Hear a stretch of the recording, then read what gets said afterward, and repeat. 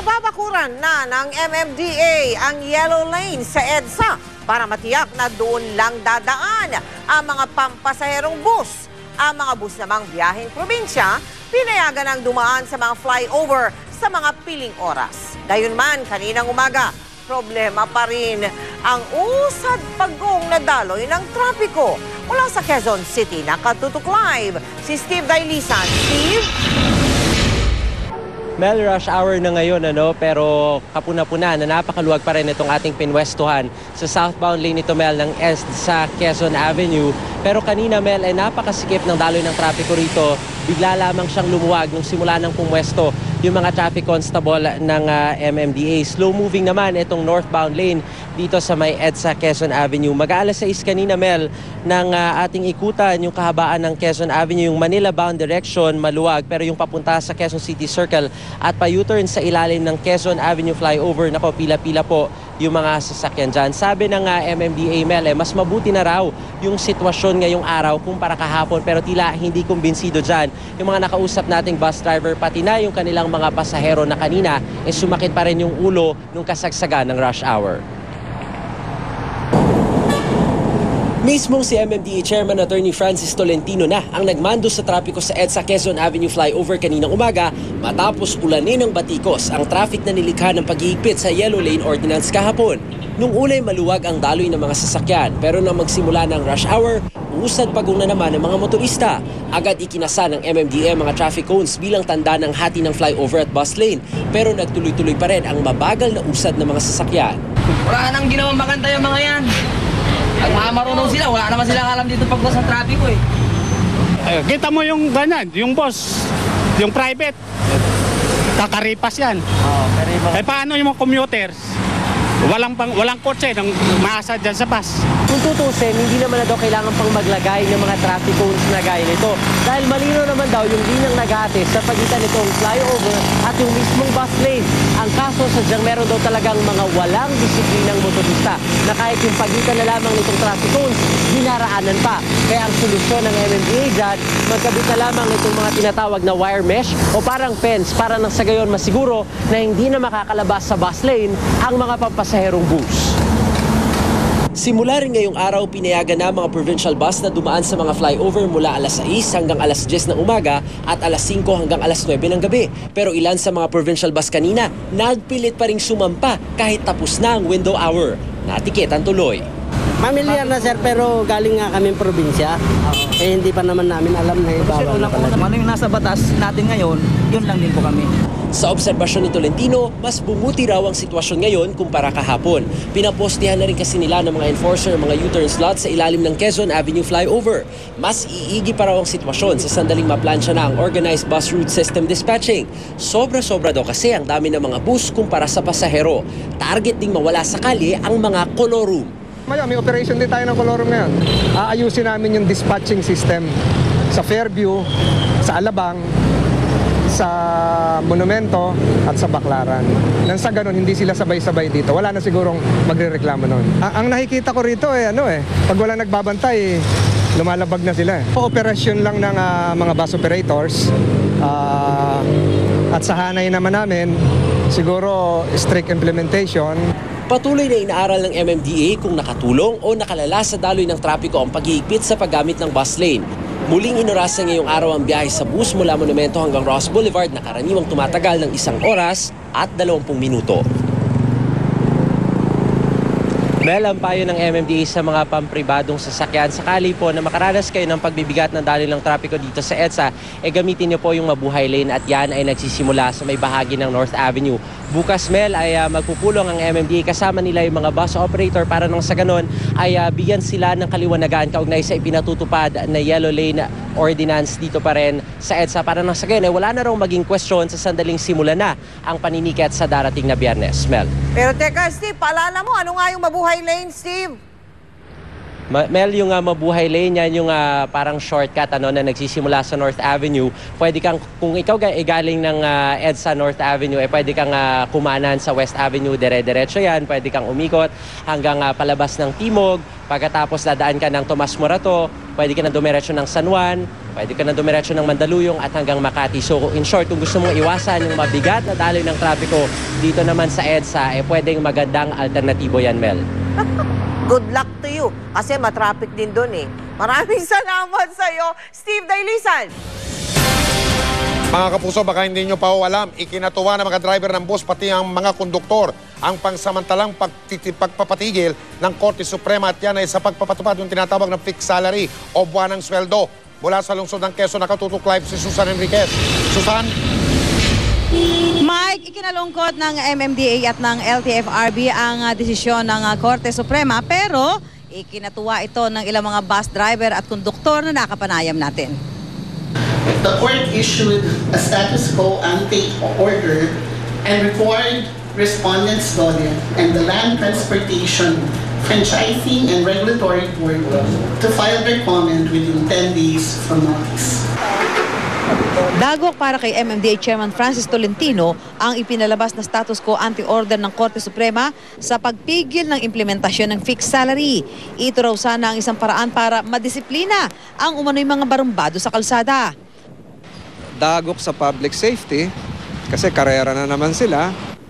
Baka rin daw dahil sa desisyong ito, manunumbalik ang mga pag-aagawa ng driver ng bus sa mga pasahero.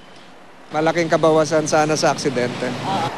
Ito rin ang isa sa dahilan ng Land Transportation Franchising and Regulatory Board kung bakit nais nilang maipatupad ang fixed salary scheme. Bukod pa sa gusto nilang maiangat ang benepisyo at karapatan ng mga bus driver at konduktor. Para ma-set yung minimum wage at hindi sila magmadali. Pero hindi ito ang nakikita ng mga driver gaya ni Saidi Cabarles. 25 taon na raw siyang nagmamaneho ng bus. Kung fixed salary daw ang makukuha nila. Pagka ganito pong mahina ang pasada, pwede po sana yun. Oo. Pero kung malakas ang biyahe? Medyo talo po kami ron. 10 araw ang ibinigay ng Korte Suprema sa DOLE at LTFRB para magkomento sa ipinalabas na utos. Susunod daw ang DOLE at LTFRB sa Korte Suprema at umaasang maipaliwanag nila ang kagandahan ng pagkakaroon ng fixed salary sa mga bus drivers at konduktor. Ipangangalaga rin naman to sa welfare ng mga conductor at driver kasi dito mapapaloob na yung mga benepisyo nila eh. Ang mga bus driver naman umaasang mapanatili ang tinatawag na commission basis. Ito na raw ang nakasanayan nila sa matagal na panahon ng kanilang paghahanap buhay. Sanay na kami dito, mami. Kasi pag komisyon, malaki ang nakakarami kaming biyahe. Sa kabila ng kautusan ng Korte Suprema, umaasa naman ng MMDA at LTFRB na hindi ito ang magiging dahilan para magbarumbado na naman sa kalsada ang ilang mga bus driver sa paghahangad na makarami ng biyahe at malaki ang makuhang komisyon. Mike? Sana nga, Susan. Maraming salamat, Susan Enriquez. Kaligtasan mo sa Alerto 24. Paalala sa mga tsuper, doble ingat sa pagmamaneho at tatyaking nasa kondisyon ang inyong mga sasakyan. Dahil kapag nadiskrasya kayo, malamang na may ibang buhay na madamay. Sa lungsod ng Quezon, isang pampaserong jeep ang tumaob. Tumagilid naman ang isa pang jeep na matulin umanawang takbo sa Taytay Rizal. 16 ang nasugatan sa aksidente na yun. Si Julius Segovia, naka-Alerto 24. Bumaluktot ang railings na ito matapos sumadsa dito ang isang pampaserong jeep na tumagilid sa Ortigas Extension, Barangay San Isidro, Taytay Rizal, mag-alas 7 ng umaga. Sa inisyal na investigasyon, mabilis daw ang takbo ng jeep nang bigla itong mawala ng preno. Makikita mo yung jeep, mahaba siya eh. So, siguro yung birada nung hindi na niya makontrol, binanggana niya sa concrete barrier. Sa lakas ng impact at sa bilis, tumagilid dito at tinamaan niya ang isang jeep, tapos more or less 18 meters yung pinag-slidean nung. Posibleng nakipag-unahan daw ang driver na si Rolando Guerrero sa pagkuha ng mga pasahero. Isaayos muna yung kapakanan ng pasahero. Huwag munang isaayos yung kapakanan nila. Kasi buhay yung nakasakay sa sasakyan. Ito yung pampasaherong jeep na tumagilid kanina sa may Ortigas Extension. Kitang-kita yung pagkakalundo nitong bubong. At kwento nga nung ilan sa mga pasahero, punong-puno raw itong jeep na ito. Dito sa kaliwa at sa kanan, bukod pa dun sa mga pasaherong nakaupo mismo dito sa gitna ng jeep. At meron din doon mga pasahero na nakasabit dito sa likurang bahagi. Ngayon dito naman sa side ng driver, ito yung talagang naapektuhan dahil ito yung tumagilid. Kung inyong makikita, yuping-yupi yung bahaging ito. Natanggal pa nga itong kaha. Dito naman sa harapang bahagi ng sasakyan, nabasag yung windshield nitong jeep. At itong ang gulong, naflatan. Dito naman sa kabilang bahagi, yung gulong naalis din. Ayon sa mga investigador, sa sobrang lakas daw ng impact, tumilapon yung gulong ng jeep. 16 na pasahero ang sugatan. Ang ilan tumilapon mula sa jeep. Nagulat na lang kami, biglang may kumalabog, tumuob na yung jeep namin. Marami. Nagsiksikan kami rin sa loob. Binayaran nila yung x-ray namin. Ewan ko lang kung sasagutin yung naabala sa amin. Siyempre, natakot.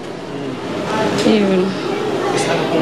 May masakit? Oo, yung balikat, yung ulo, saka yung balakang nga. So yun, nagpa-x-ray.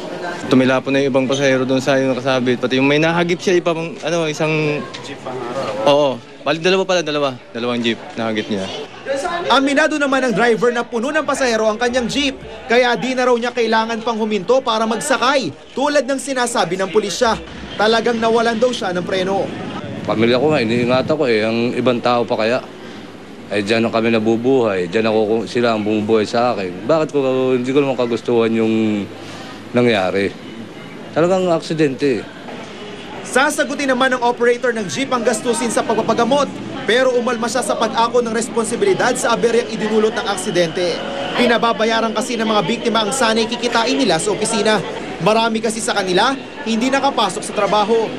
Yung abala nila sa trabaho, nakiusap ako sa kanila, kung ang hihingi nyo sa akin di 7 araw, wag naman. Dahil maawa naman kayo sa akin. 6 naman ang sugatan sa pagtaob ng pampaserong jeep na ito sa Barangay Silangan, Quezon City. Bago tumaob, sumampa raw muna ito sa gutter bago sumalpok sa pader ng isang bakanting lote. Nawalan din daw ng preno ang jeep. Kapwa maharap ang 2 driver ng jeep sa kasong reckless imprudence resulting in multiple physical injuries with damage to properties. Julio Segovia, Nakalerto, 24. Isang dalaga sa Tondo ang tinangkang gahasain habang natutulog katabi ang isang kaibigan. Nagising ang biktima at nanlaban, kaya 5 beses siya pinagsaksak ng suspect. Pero himala siyang nabuhay at naituro niya kung sino ang salarin. Nakatutok si Emil Sumangil, exclusive. Ang grupo ng Manila Police District Chapa ang inatasan para pangunahan ng follow-up operation. Binibigyan niyo kami permiso. Ang target area, kalye ng Kunanan, sentro ng Tondo, Maynila. Ang huhulihin, ang 19 anyos na si Lloyd Eusebio. Natunto ng mga operatiba ng City Hall Detachment ang bahay ni Eusebio, pero tila nakatunog dahil wala na sa kanyang tinutuluyan. Ano nyo na yung... Sige, apo ko. Hindi ko ba nagawin dito? Hindi po dito nakatira yan eh. Pero hindi ko napunta ngayon dito? Hindi ko nakapunta dito. Inilunsad ang manat operation laban kay Eusebio. Makarang ituro ito ng isang dalaga na 22 anyos dahil sa tangka umanong panggagahasa. Sa panayam ng GMA News sa biktima, pinasok daw siya ng suspect sa loob ng tinutulugan niyang sinid dakong alas 3 Lunes na madaling araw. Naalimpungatan daw ang biktima kaya nakita niyang bukas na ang pintuan at nasa harapan niya ang mukha ng suspect. Didinat ko yung mata ko. Tama-tama bukas siya ng lighter, tinapat niya sa mukha niya. Sabi ko, Lloyd, sabi ko gano'n. Tapos lalaban ako, bigla akong bumangon na gano'n. Bigla niya akong pinagkasaksak. Pumalagat ang laban ng biktima dahilan para mabiguro ang suspect na may sakatupar ng maitim na balak. Pero sa kasamaang palad, 5 beses siyang inundayan ang saksak ng suspect sa dibdib, braso at katawan. Magkakilala ang suspect at biktima pero hindi raw sila malapit sa isa't isa. Yung ginawa niya sa akin, grabe. Papatayin niya na ako, tapos mag-i-interest pa siya. Katabi raw ng biktima sa higa ng isang kaibigan nang mangyari ang insidente. Nagising din daw ito dahil sa pag-aakalang binabagungot ang kanyang kaibigan. Tatayo siyang testigo laban sa suspect, makaraang masaksiyan ng lahat. Yung nangyayari na po pala sa kanya noon. Kasi po nakatalikod po ako sa kanya noong time na yun eh. Opo. Yun po, yung pagharap ko po, sabihan ko ng cellphone ko, saktong bukas ng lighter ng lalaki, kitang-kita ko rin po yung mukha. Kahit nakabukas na yung ilaw, pinagsasaksak pa siya nito. At ito biglang tumalilis o umalis. Dahil nga nakita niya marami ng tama, siguro akala niya patay na itong biktima. Ligtas na sa tiyang nakapamakan ng biktima na milagrong nakaligtas at nakarecover kaagad sa kabila ng mga saksak na tinamo sa dibdib. Nanawagan ang ama ng biktima sa pamilya ng suspect na halos kalugar din nila. Hindi niya raw tinanggap ang alok na pinisyal na tulong ng mga ito. Mas makalaga raw sa kanyang maturuan ng leksyon ng suspect na si Eusebio. Sa akin, hindi ko kailangan yan eh. Ang kailangan ko lang sumuko lang siya. Hindi ko kailangan yung tulong nila. Ang may tutulong lang nila, i-surrenderan nila sa akin yung anak nila. Sumuko na siya. Bukas naman ang tanggapan ko, ang opisina ko, dali nila dito, suko nila na maayos, at harapin niya yung ginawa niyang krimen. Emil Sumangil, nakatutok. 24 oras.